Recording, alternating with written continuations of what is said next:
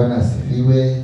Amen. Nitakusikia amen. Bwana asifiwe. Amen. Amen. Tunataka kuendelea na Bible study yetu ya siku ya Alhamisi. Kwanza nawakaribisha nyote kwa siku ya leo, maana ni Mungu ametuwezesha tuwe mahali hapa tuweze kuendelea na Bible study yetu. Nataka tu tutumie dakika 10 peke yake, maana nataka tu tufanye tu a short session ya Bible study, na najua kwamba Mungu atatubariki. Na maana naamini kwamba hata wale ambao wataona hii video watakuwa na manufaa, itawafaidi. Maana ni vizuri kuelewa Biblia, maana kila wakati unapoingia kanisani huwa tunahubiri, lakini vizuri kuelewa maneno ambayo tunayasoma ama maneno ambayo tunayahubiri yametoka wapi ama yametufikia vipi. Na ndio maana nikaona kwanza tuendelee kuhusu kujua Biblia ni nini na chanzo chake. Lakini cha kwanza ningependa tuwe na mwongozo wa neno la Mungu, na ningependa nipewe Biblia ya Kizungu. Nipe hiyo kubwa kidogo. Nataka kusoma tu mwongozo wa neno la leo na Bwana atatubariki. Asante. Nataka tusome katika Timotheo wa pili 3:16 hadi 17. Tutasoma maandiko mawili na hayo ndio yatafanya msingi ama yatakuwa msingi wa study yetu ama wa somo letu kuhusu Biblia. Maana ni vyema kujua Biblia ilipitia wapi tukaipata, na ili tujue kwamba Biblia ilipangwa kivipi, na ili tuweze kubarikiwa na tuweze kuielewa vizuri. Kwa nasoma Timotheo wa pili 3:16-17.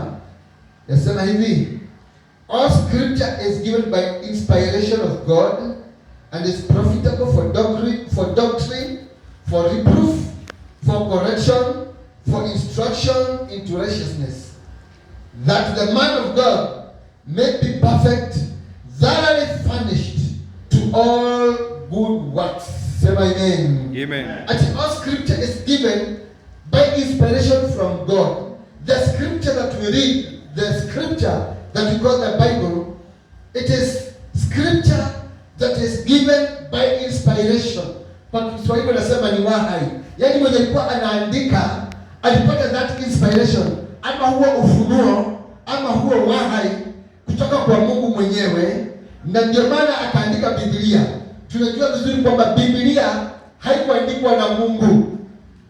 Na by that nilipokuwa nafanya study nikaona tu kila kitu tu Mungu aliandika na mkono wake, na kipo siku ya leo ni zile amri 10 alizompatia Musa.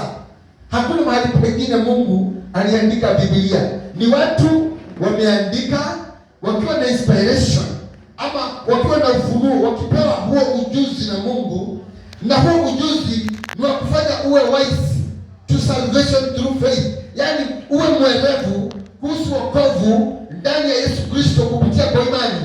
Na inatuambia kwamba haya maandiko ama that inspiration is profitable for doctrine. Yaani kile ambacho uliandika chafaa kwa mafundisho. Doctrine ni mafundisho. Kwa hivyo chenye waliandika ni kitu ambacho chafaa, ama ni maandiko ambayo yafaa kwa mafundisho, for reproof, for correction. Yaani pia kuturekebisha, na for instruction, na ya kutuelekeza ama ya kufanya tuelewe njia ya wokovu. So inasema for instruction in righteousness, yaani kutupa mawaidha kuhusu wokovu. Na ili mtu kunasema sana that the man of God may be perfect, ili mtu wa Mungu amekamilika kwa njia ya matendo mazuri. Bwana asifiwe sana. Amen.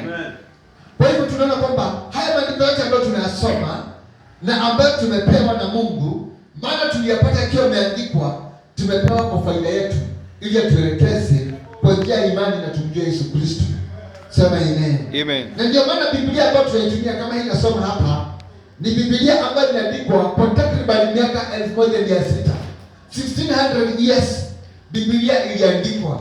Kwa hiyo si mtu mmoja alikaa chini mahali akaandika kabla mwingine aanza. Hapana.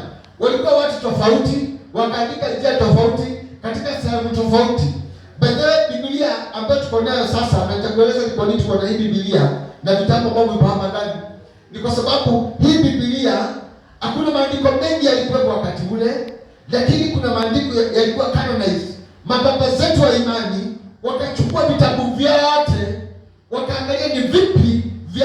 mafundisho, ni vipi vinaambatana na mapenzi ya Mungu. Na ndio maana tukawa na Biblia hii ambayo tunasema iliandikwa kwa jumla ya miaka 1600 na ikaandikwa na watu 40, watu takriban 40. 39 ya hawa watu walikuwa Mayahudi, lakini mmoja tu ambaye hakuwa Myahudi ama hakuwa na ukoo wa Uyahudi. Sema amen. Amen. Kwa hivyo unapoona Biblia imeandikwa na watu 40 ambao tuko nao, ambao tunaita the canon. Hii canon ambayo tunasema ni canon ni Biblia ambayo mababu zetu waliweza kukusanya wa imani, mababa zetu, na ili tuweze kuwa na mwelekeo na tujue kwamba haya ndio mapenzi ya Mungu, wakiongozwa na Mungu pia. Wakati maana maandiko ni mengi ambayo yako yameandikwa kuhusu Mungu, lakini kuna yale ya muhimu zaidi, na ndio haya tuko nayo siku ya leo. Tunaita the canonical Bible, na hiyo Bible ama Biblia iko na vitabu 66, na hii Biblia ikiwa na vitabu 66 imegawanywa kutoka Old Testament ama Agano la Kale na Agano Jipya. Na hili Agano la Kale na Agano Jipya yakijumlisha yote, kila chapter ama kila kitabu kinanena kuhusu Yesu. Hapo tutafika siku moja. Lakini maandiko ya kale yote yalikuwa yanamwashiria Yesu, na Agano ambayo ni jipya ni kuhusu Yesu na matendo ambayo Yesu alitenda, ndio tunaita the Gospels. Na kutoka kwa Yesu sasa alipowakabidhi wanafunzi wake jukumu la kueneza Injili, vile waliendelea. Although imefikia pale Revelation, kuna mababa wengi wa imani lakini hawajaandikwa. Sema amen. Amen. Lakini hapo tumeandikiwa hapa, hivyo vitabu ambavyo vimeandikwa vya Agano Jipya ndivyo vyafaa kwa mafundisho. Na ndio maana Paulo akimwandikia Timotheo akamwambia, these words